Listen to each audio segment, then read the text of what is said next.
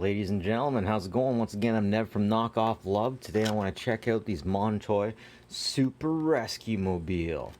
They actually combine. Now, these are combiners that were from the Bayverse. I believe anyways.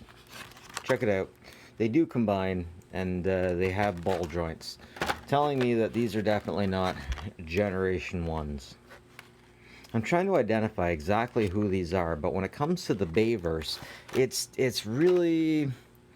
I don't know the Bayverse as much as I know G1. Same with all of my friends. We're more into G1. But I love me a knockoff, and it's harder to identify.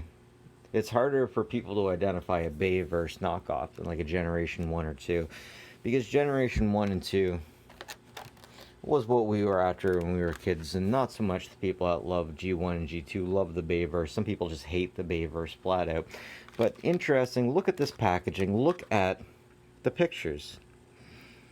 They actually designed with computers these characters.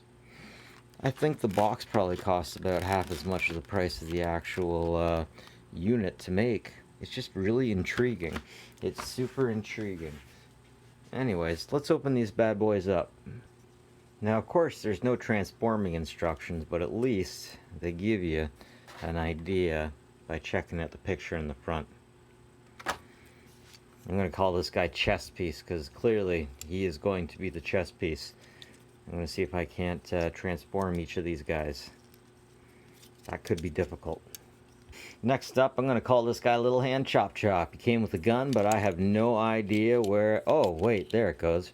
Right in his butt. That's how he likes it. Little Chop Chop likes it in the behind. That's what I'm talking about.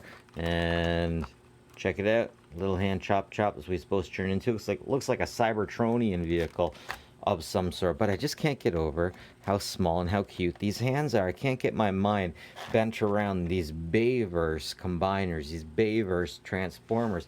They just seem so cheap. I mean, then again, this is a dollar store rendition of them. I shouldn't judge the Bayverse based off these dollar store figures, but I have so little respect in Michel Bay's Transformers that I just immediately think this must be how they were. Immediately. Chop chop, let's check out this guy. I think I'm going to call this guy Dirt because he does look just a little bit art-hearted. Doesn't look like anyone actually tried to get any paint on that face. They just kind of slapped a brush against it on the head, and that's what it ended up with. He's missing an eye, he's missing decoration of some sort, but interestingly enough, he does seem to have a kind of bastardized Decepticon logo right there. He definitely feels like he's the cheapest. The legs are definitely a little bit wiggly. I'm not sure if that's from the ball joint at all though. And there we have what it's supposed to be. Once again, if you know who these guys are knocked off of, I would really appreciate it if you leave something in the description, because I'm having a really hard time getting good information on Bayverse figures. Anyways, let's check out this fatty. He's looking pretty cool. This will look like a pretty easy transformation. Let's get him out of here and see what he looks like. Yeah, so this one I'm going to be calling Cybertronian Fatty Frankie, because he looks like he has a Punisher logo on his chest. Not too bad. I can shake him and the limbs don't rattle around. He's got a chain gun. I'd love to have a chain gun like that myself. And it looks like that's where he connects to be full power. Next, let's check out Carlos. Tall Carlos. That's what I'm going to be calling you. That's an interesting looking Cybertronian car. That's an interesting thing about the Bayverse figures too. They all look like Cybertronian whatever, whereas the Decepticons all just look like crazy Cybertronian things. Anyway, sorry, the G1 things, the G1 always looks like real cars and everything, but in the Bayverse everything looks Cybertronian is what I'm trying to get. Anyways, let's pop open Carlos. My buddy Carlos loves tacos. Anyways, everything's pretty firm. The plastic feels a bit flimsy, but it's not bendable. It's definitely breaky more than bendable. Not much of a paint job on Carlos. Oh, we got a little bit of paint, a little bit of bubbly on the paint. Now I'm going to take some time to ham-handedly molest these poor bastards to see if I can get them transformed, and then to see if I can get them transformed into their combiner mode. Join me. Okay, so that was just a little bit painful in two situations. These three, not too bad. This one, and this one. Well, you know, one of the little nuances about Transformers, you generally know what they're supposed to look like when they're transformed or when they're in their robot modes.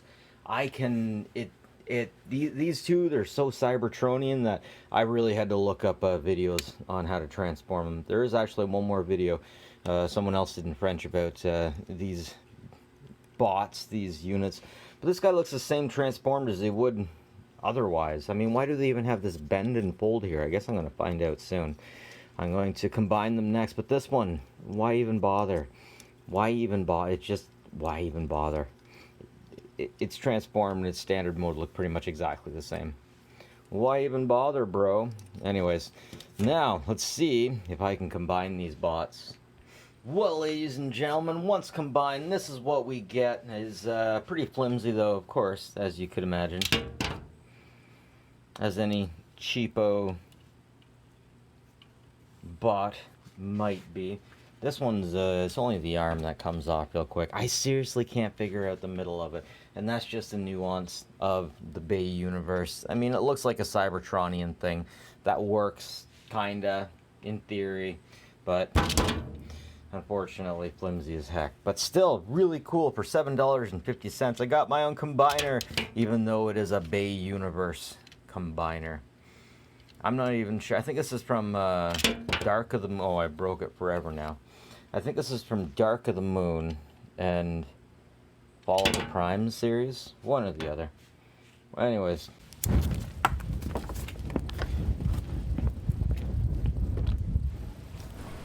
The only thing that I love more than knockoffs is fire. In all seriousness, though, don't do this at home. If you don't know what you're doing, you could really mess yourself up. But this is an excellent way for me to flex my artistic muscle. And voila, just like that, a piece of modern art. Look how beautiful, look how good. Just have to sand it down a little bit more, and it'll look. I'll put that up on the wall, and when my girlfriends come over, it'll be just perfect. They'll see that, and they'll know that I am an artful person, and that I am intelligent with art. Anyways, ladies and gentlemen, that's it for me. Have a good one, folks. Take care of each other. Yeah, and don't play with fire.